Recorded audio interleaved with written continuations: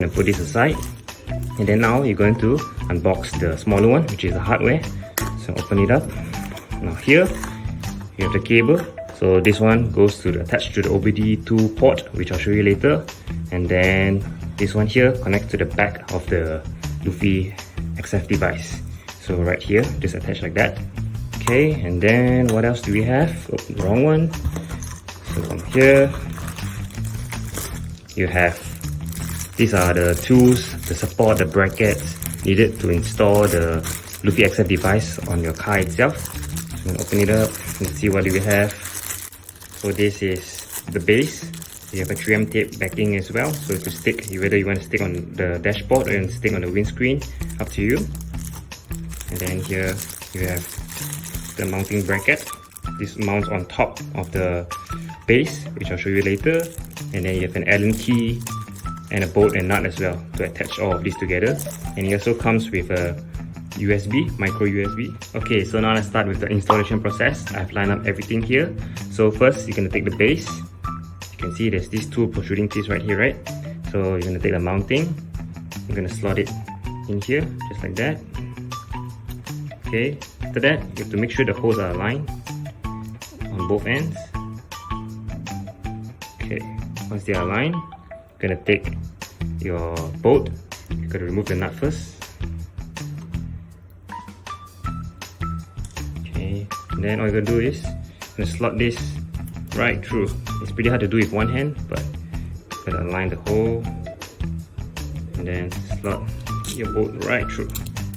Okay, once that's done, like that, you're gonna take your nut, put it in there. And what you're going to do now is, what I like to do is you just hold this in place, and then you take the Allen key, which is provided as well, and you just turn it clockwise and you automatically lock it.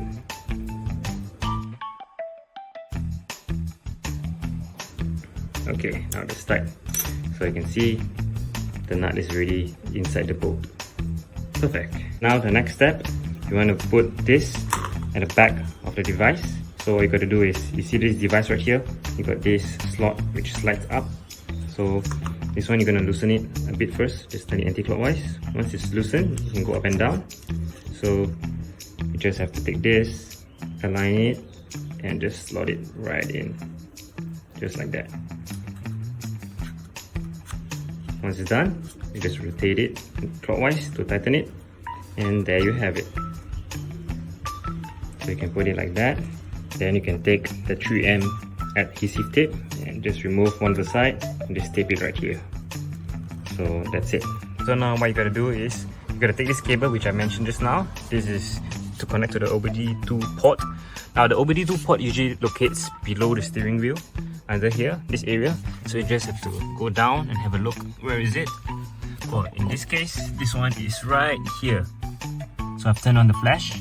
So you just got to put this inside there, push it in. It's hard to do with one hand, but yeah, push it in.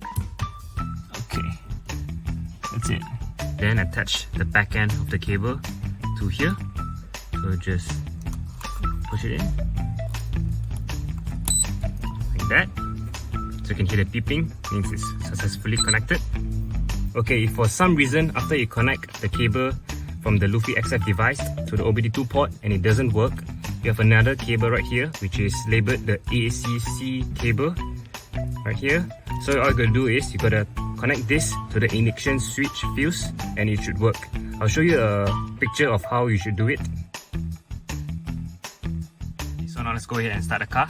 Okay, once you turn on the engine, the device turns on as well. So here you can see all the info you need to know. So this one is the controls at the back, which I'll explain later. And then you can just have a look through all this so that you get a better understanding of the device. Okay, now at the back here, there are only three buttons I would say. Up, down, and then this one right here is, if you press once, you enter. If you hold it, it exits. That's it. Simple as that. Okay, so specifically for the Lufi-xf device, you have 5 different displays or configuration. So this is the first layout, this is the second, this is the third, this is the fourth, and this is the fifth. and it's highly customizable. So you can change whatever data you want to display here. You can change the here as well, and then you can change the color, the font color. You can change the colors of this. Yeah, it's very customizable. So you can do it for all of the display. So yeah, you can have fun with it. Okay, now let's proceed to the system setup. Just press the middle button once, and then you go to system setup. Okay, here unit, the first one you can change to km per hour or miles per hour depending where you're from. And then you got speed adjust, RPM adjust, intake manifold adjust, voltage adjust, time loop, water warm up. Now this is an interesting feature. So let's say when you just start your car and then your engine is still cold. So what this does is basically you can set a certain temperature, let's say 2 degrees just for example. Once it reaches that temperature, it alerts you and tells you that your engine is warm and ready to go. Pretty cool feature. Also set your speed segment alarm. So your first speed, second speed, what you want to be, so that once you reach there, it lets you know. And then also if you go to speed for gear position, so let's say for each, okay, let's say you got 4 gear, let's say it's a 4 speed, so you can set to the speed that you think that it's gonna shift. So yeah, it shift for you and then it lets you know. Let's go to display setup. You want to click item setup. Okay, so from here you can configure the data that's being displayed to whatever you want to display. You can change to up to 50 different types of data, but that depends on the vehicle as well. So let's say if I want to change the voltage here, so you can change, you can go around, you can play around. There are actually a lot of things, but bear in mind that, like I mentioned in the beginning of the video, not all data can be displayed because it depends on the car model. So yeah, and then let's say you want to change the logo, you name it, I'm pretty sure they'll have it because literally I think they have everything here. And then you can change the outer ring, you can. You can change the inner ring, it's possible as well. So this is just for one of the layout. There are 5 other layouts, so yeah, you can have fun with this. Yeah, and again you go under display setup. This time you want to go to item color setup. So from here you can change the color, so you can see here, right? So you go up or down. So down you can see it changing purple. You look at the fuel level, the font and everything, see it goes, changes different color. Yep, so you can change the title, you can change the number, you can change the unit. Yep, so you can customize this to however you want it. The next thing will be sequential LED setup, which is the bottom one down here. So let's go inside. Okay, from here you can choose the pattern.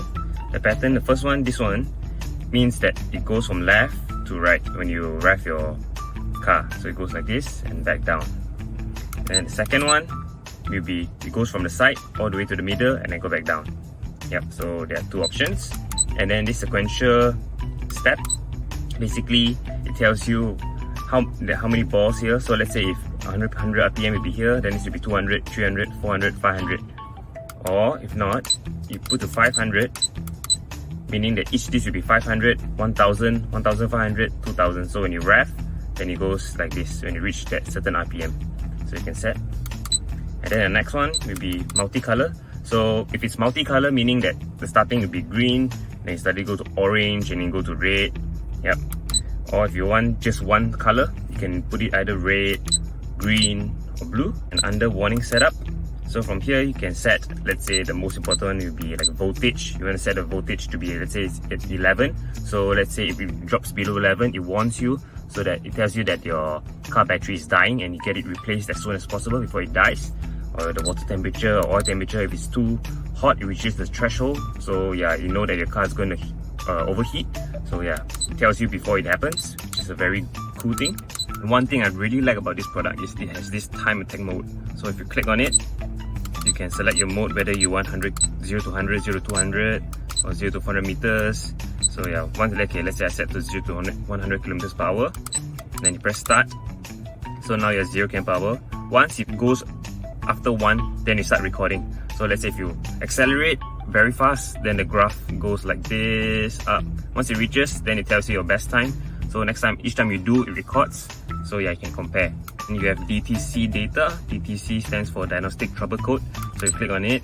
Let's say if you have check engine light or whatever symbol that is not that good, so you just click clear and then it clears. Or you want to read it, you can just click on read. And then you have ECU data, other setup. Yep. So, and again, if you really don't know about anything, you can just click on the user manual and go back to the 6 slides. and have a look. Okay, so demonstrate how the display looks like when I rev on the engine. So I'm going to show you each and every one of it. So this is the first one. This is the second one. This is the third. This is the fourth.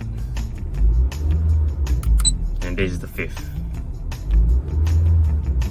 This product comes preloaded with custom data packages for most car models. Please navigate to the user PID folder to access the data package that matches your car brand. If your dashboard version is too old and lacks this folder, please contact our engineer at Lufigauge@outlook.com. He will provide the corresponding PID data package for your vehicle brand. Important reminders for PID customization. Due to differences in car brands, corresponding models, and production dates, the system's default functionality may not be able to read certain PIDs, such as oil pressure, oil temperature, transmission pressure, and transmission temperature. You may need to individually call and test each corresponding PID to see if it works on your specific vehicle. It is possible that most PIDs are not compatible with your car. If data such as oil temperature or oil pressure, transmission temperature or pressure is important to you, and the PID data packet is not suitable for your vehicle, you can use a tool like the Launch OBD2 diagnostic scanner to find the corresponding PID parameters and send them to our engineers. Our engineers will then create a custom PID data packet specifically for you. Setup menu. User data setup. You can use the up and down keys to select the corresponding data package based on your car brand when you see different car brand data packages on the C drive.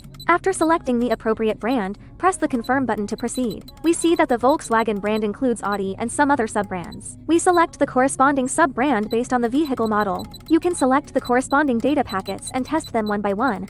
Not all data packets are compatible with your vehicle, requiring careful review and testing. If a green OK appears and the test number matches your car's corresponding parameter data, this PID is likely suitable for your vehicle. If it is not suitable, a red N aura will appear, and you will need to try other similar PIDs for testing. After the green OK appears, you can perform a data accuracy test. Press the back key to open the Request Test menu. If the test number does not match your vehicle's data, then it is not suitable for your car, and you need to test other PIDs one by one. Like mentioned above, this PID is not suitable for your car. You need to try other PIDs with the same file name for testing. If the PID parameters you configured are for oil temperature or oil pressure, turbine pressure or transmission temperature, these PIDs can be synchronized to the internal data. If the data is not synchronized, the PID that was just set will be in user data 1, and this data will not have the warning function. It needs to be clarified that only some critical data can be synchronized. Not all data has the synchronization capability. So the first PID parameter is set. You can now return to the main menu of the instrument to set other usable PID parameters.